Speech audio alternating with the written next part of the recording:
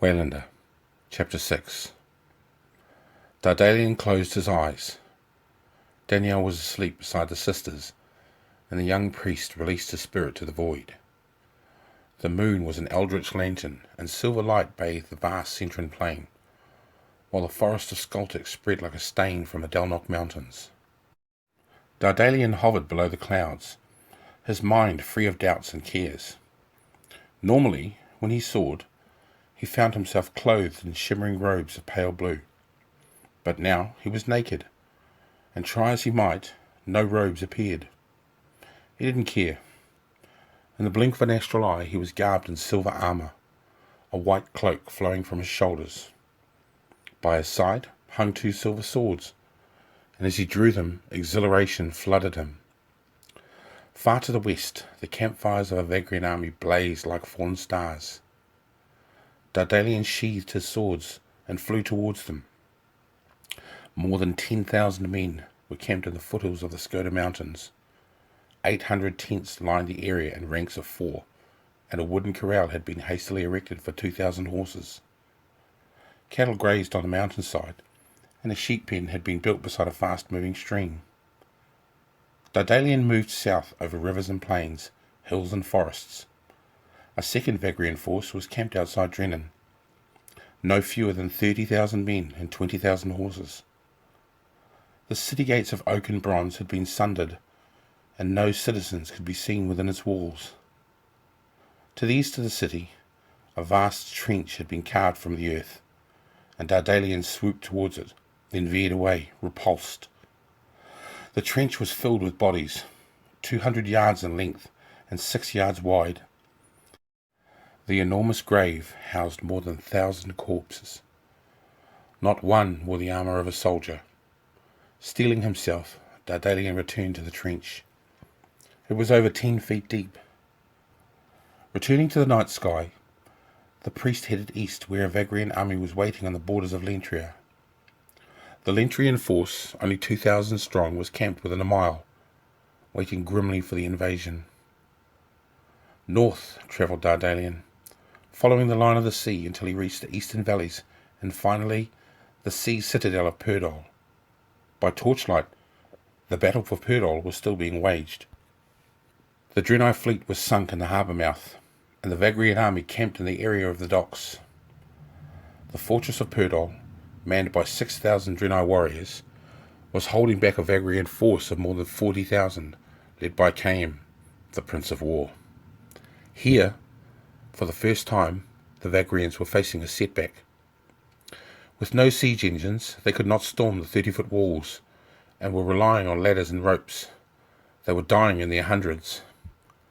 Dardalian soared to the west until he reached Chptr, the forest of dark legend. It was immense. Thousands of square miles of trees, clearings, hills and valleys. 3 towns, one verging on city status, had been built within the forest. Tonus, Prealpha and Chptr. To the last of these flew Dardalian. Here, Eagle was camped with 4,000 legion warriors. As Dardalian neared the clearing, he felt the presence of another mind, and his swords flashed into his hand. Before him hovered a slender man in the blue robes of a source priest. "Do not pass me," said the man quietly. "If you say not, brother," answered Dardalian. "Who are you that calls me brother?" "I am a priest, even as you." "A priest of what?" "Of the source." "A priest with swords?" "I think not. If you must slay me, do so." "I am not here to slay you. I am as I claim." "Then you were a priest." "I am a priest." "I sense death upon you. You have killed. Yes, an evil man. Who are you to judge?" "I did not judge him. His own deeds did that for him." "Why are you here?" "We are watching." "We?" "My brothers and I. We tell the Lord Eagle when the enemy is approaching." "How many brothers are there?" "Almost 200. There were 307 of us at the start. 112 have joined the source."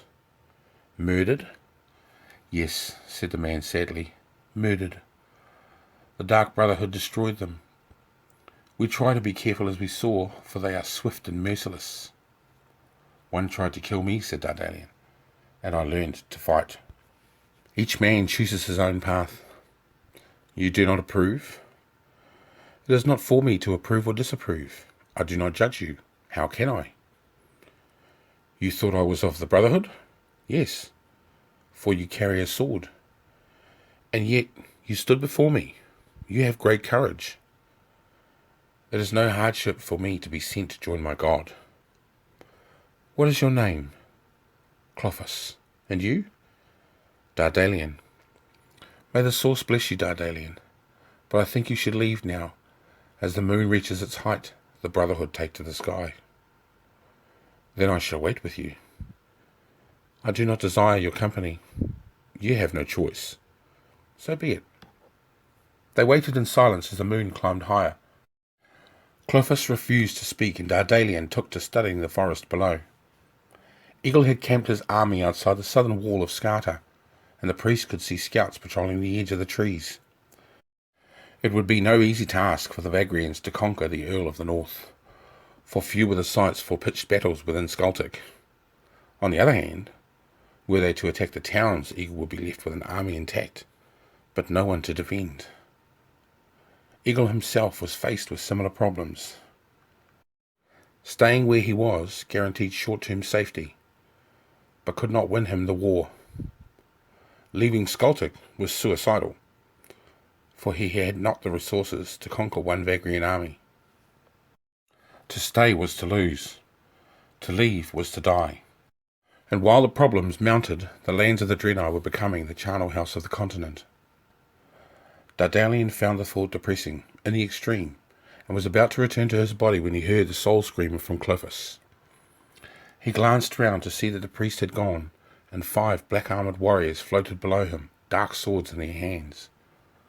Furious, Dardalian drew his swords and attacked. The 5 warriors did not see him until he was upon them, and 2 vanished into oblivion as his silver blades pierced their astral bodies. Then, as the remaining 3 rushed him, he parried a thrust with his left-hand blade, and blocked a sweeping cut with his right. His fury gave him lightning speed, and his eyes blazed as he fought. Twisting his right wrist, he slid his sword under one warrior's guard, the blade piercing the man's throat. The warrior vanished. The last 2 pulled back from the fight and sped west, but Dardalian flew after them, catching the first just above the Skoda mountain range and killing him with a savage cut. The sole survivor returned to the sanctuary of his body, with but a second to spare. His eyes jerked open and he screamed. Soldiers ran to his tent and he lurched to his feet. Sprawled on the ground beside him lay his 4 companions, rigid in death. "What in hell's name is happening here?" demanded an officer, pushing men aside as he entered the tent.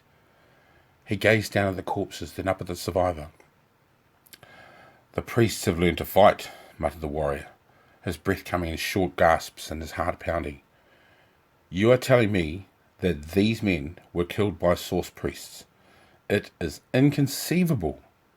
"One priest," said the man. The officer waved the soldiers away, and they were glad to depart. Hardened as they were to death and destruction, the Vagrian troops wanted no part of the Dark Brotherhood.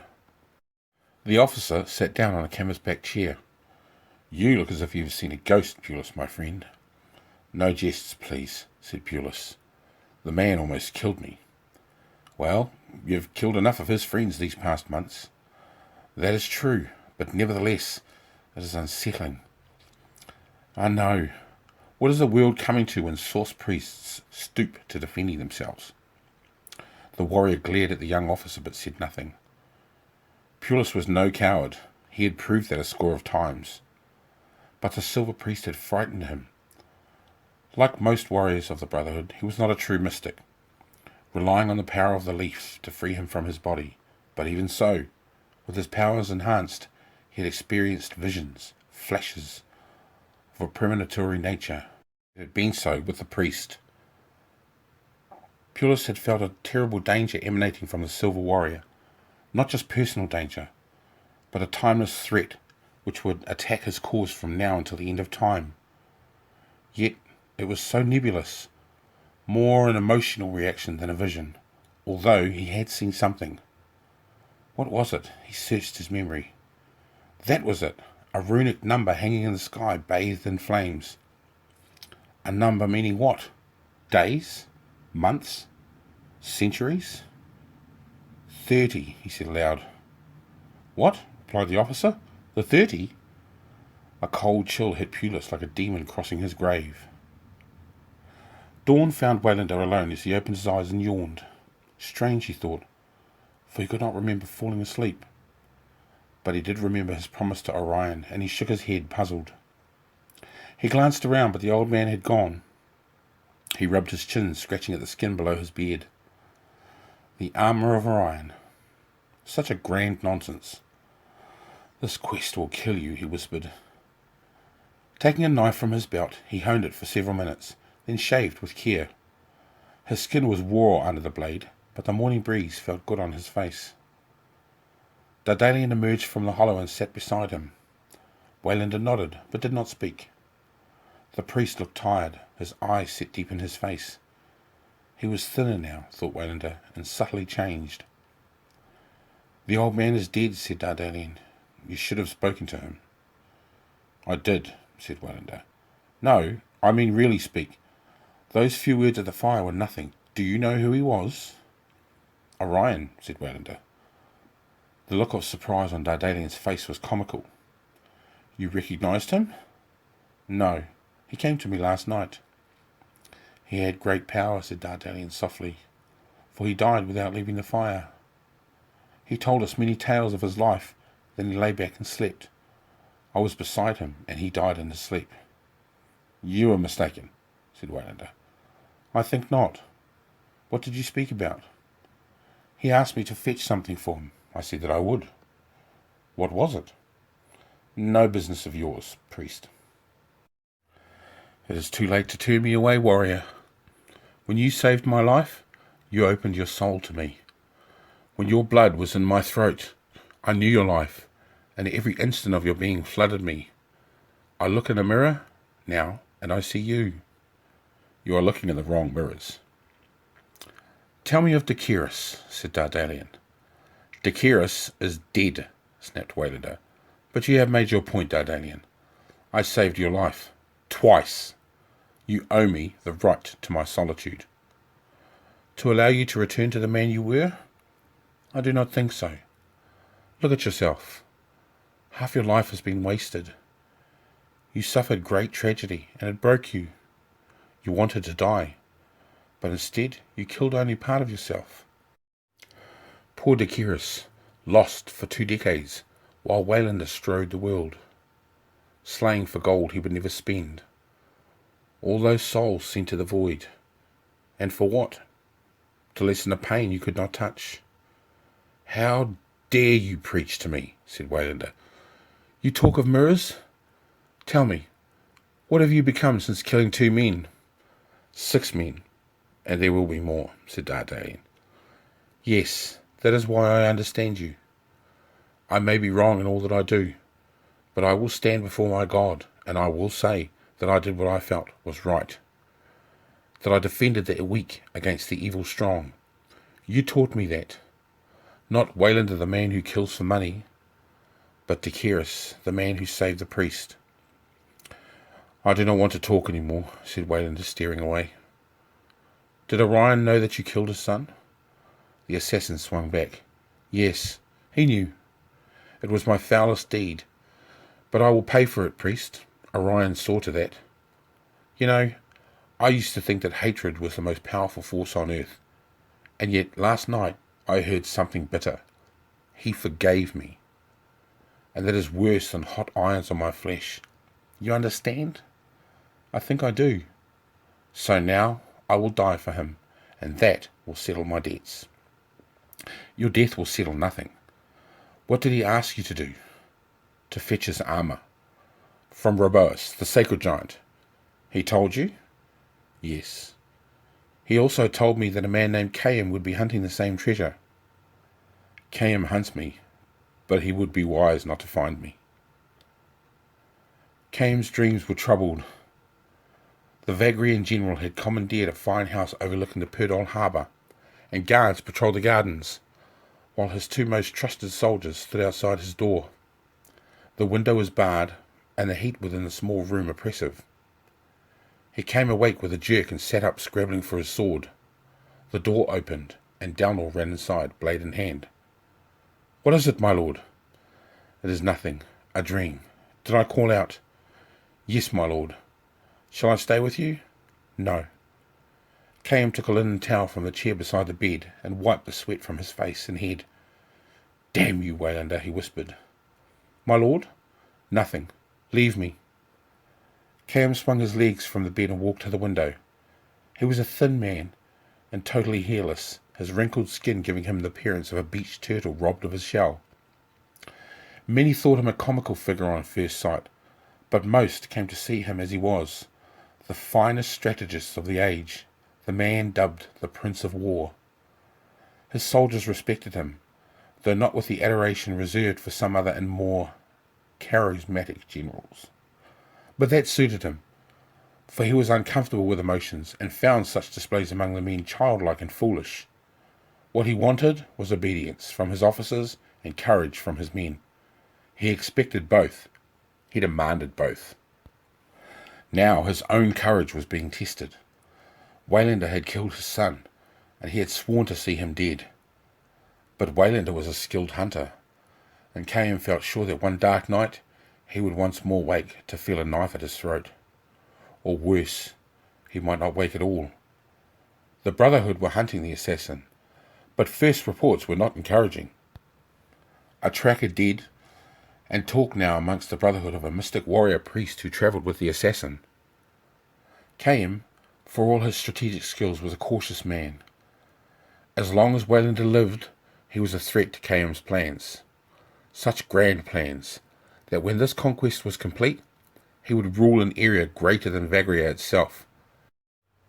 Lentria, Drenai, and the Sathali lands to the north, 16 ports, 12 major cities, and the spice routes to the east. Then the civil war could begin, and Cain would risk his strength against the falling guile of the Emperor.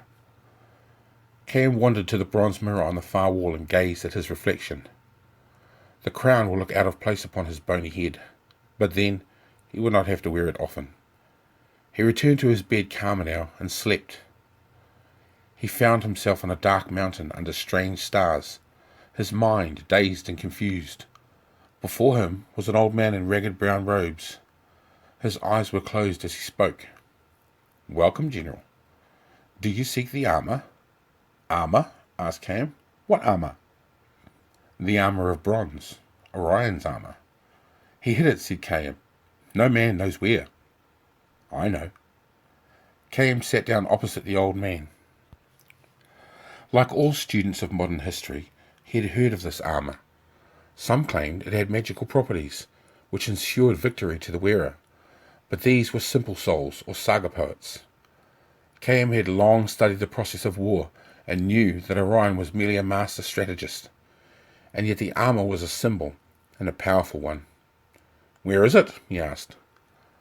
The old man did not open his eyes. "How badly do you desire it?" "I would like it," said Cain, "but it is not important." "How do you define importance?" "I will win with it, or without it." "Are you so sure, General?" "Poodle resists you, and Eagle has an army within Skultic." "Poodle is mine. It may take a month, but it will fall. And Eagle is trapped. He cannot harm me." "He can if he has the armour." "How so? Is it magic, then?" "No, it is merely metal. But it is a symbol, and the Drenai will flock to the man who wears it. Even your own soldiers know of its supposed properties, and their morale will suffer. You know this is true." "Very well," said Cain. "I accept that it could harm me. Where is it?" "In the lands of the Nadir." "That covers a wide area, old man. It is hidden in the heart of the mountains of the moon." "Why do you tell me this? Who are you?" "I am a dreamer within a dream. Your dream, Cain.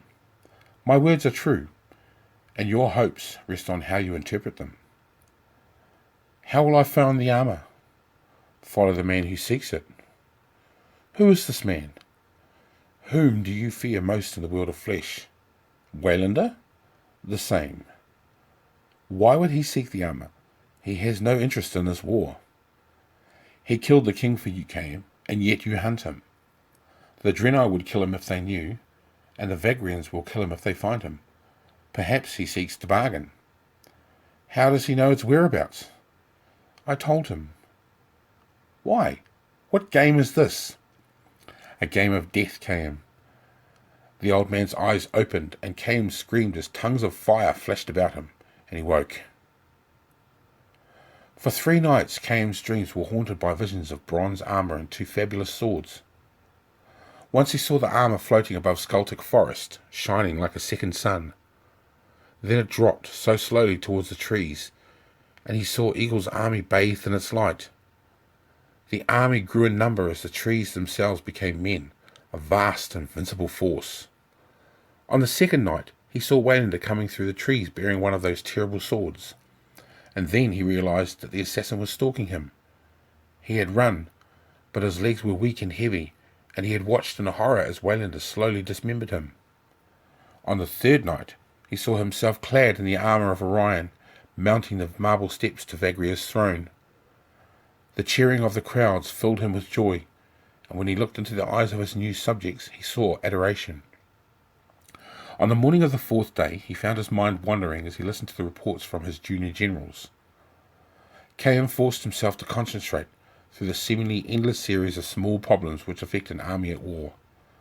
Supplies were slow from the west, since wagons had proved more scarce than expected. New wagons were under construction. 600 horses had been slaughtered near Drennan after a small number had been found coughing blood. It was thought that the disease had been checked. Some breakdown in discipline among the men had been severely dealt with, but it had to be remembered that they were now on short rations. "What about the Lentrians?" asked Cain. Xerxes, a young officer distantly related to the Emperor, stepped forward. "They repulsed our first attack, my lord, but we have now pushed them back." "You promised me that with an army of 10,000 you could take Lentria within a week." "The men lacked courage," said Xerxes. "That has never been a Vagrian weakness. What they lacked was leadership." "Not from me," said Xerxes fiercely. "I ordered Messalas to take the high ground on their right flank so that I could push forward with a wedge through their centre, but he failed. It was not my fault." "Messalas is light cavalry, leather breastplates and sabres. The enemy right flank was dug in and the hill covered with trees. How, in the name of the spirit, did you expect light cavalry to take that position? They were cut to pieces by archers." "I will not be humiliated in this way," shouted Xerxes. "I will write to my uncle."